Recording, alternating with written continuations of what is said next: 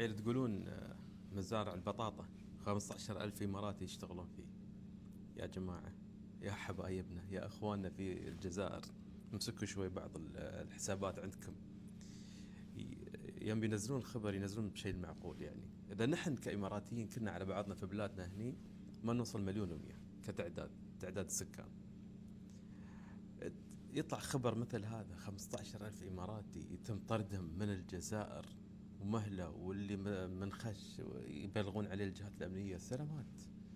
المواطن الإماراتي معزز مكرم في بلده، محصل اللي الكثير ما حصله من بعد فضل الله سبحانه وتعالى، من بعد يعني جهود قيادتنا اللي تعمل على رفعة المواطن في المقام الأول.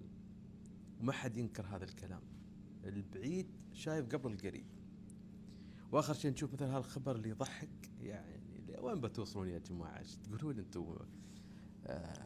15,000 اماراتي طردهم من الجزائر. اخواننا الجزائريين نحبهم، اخواننا العرب كلهم نحبهم، اخواننا وشقائنا. بس بالعقل مثل هالحسابات اللي تطلع شيء ما يدش العقل الصراحه. عيل مزارع البطاطا عيال.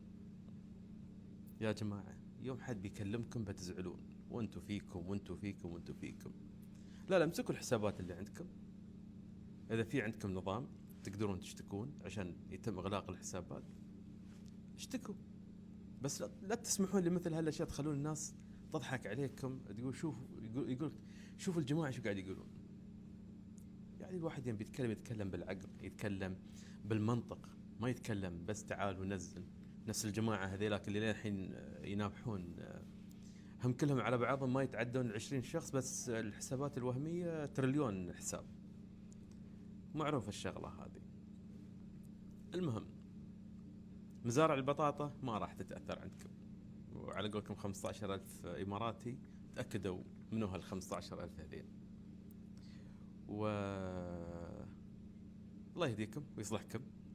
زين والله يوفقكم، ويوفقنا ويوفق جميع العرب والمسلمين. والسلام عليكم.